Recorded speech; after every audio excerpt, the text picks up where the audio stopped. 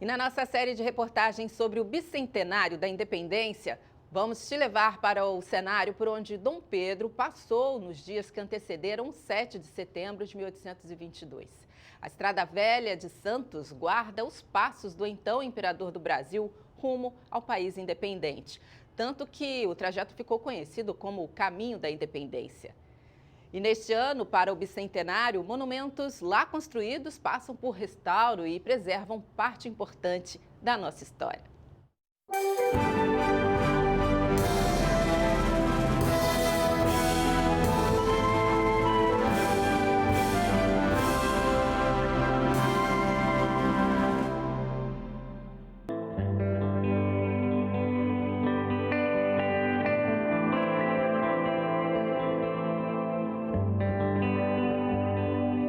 As curvas da Estrada Velha de Santos levam a um caminho que conta parte importante da nossa história.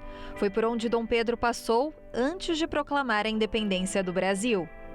Depois de 100 anos, em 1922, monumentos foram construídos ao longo do trajeto para celebrar o centenário da independência.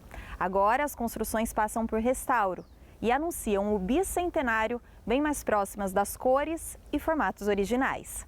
Em 81, eu lembro, eu sentado aqui nesse mesmo local, vendo o meu avô, o meu pai e meu tio, que está nessa placa, em 81, fazendo esse restauro. Eu lembro deles assinando essa plaquinha também, com os pincelzinhos. Há 41 anos atrás, eu não imaginava que eu estaria no papel deles agora, A família Sarazá é uma espécie de guardiã da história. Há mais de 40 anos é responsável pelo restauro dos monumentos.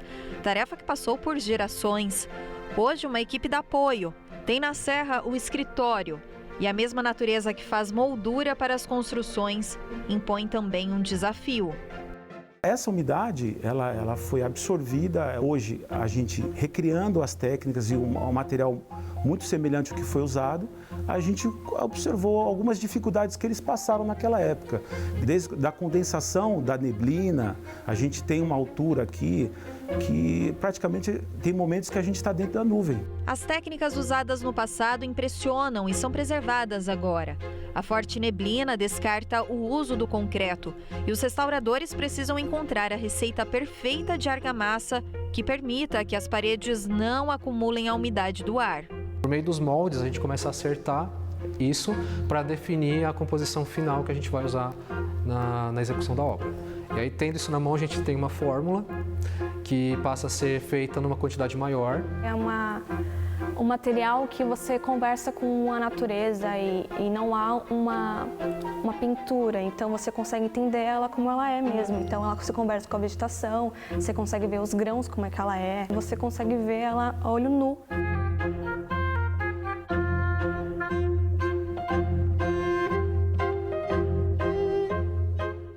Nos azulejos, mapas rodoviários de 1922. Outros reproduzem cenas, como a passagem de mulas pela estrada.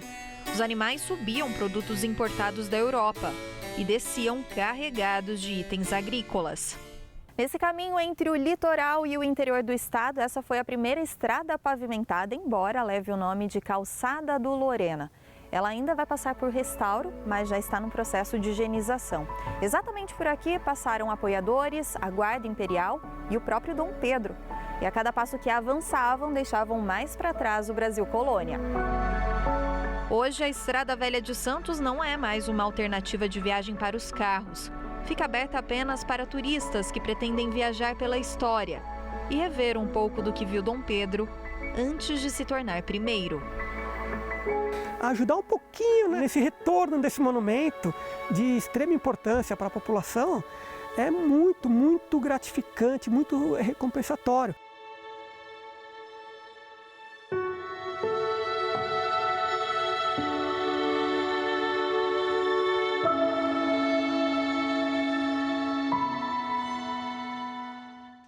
Quer fazer esse passeio? Os detalhes estão em caminhosdomar.com.br. E hoje ainda você vai ver uma curiosidade sobre o quadro conhecido como O Grito do Ipiranga.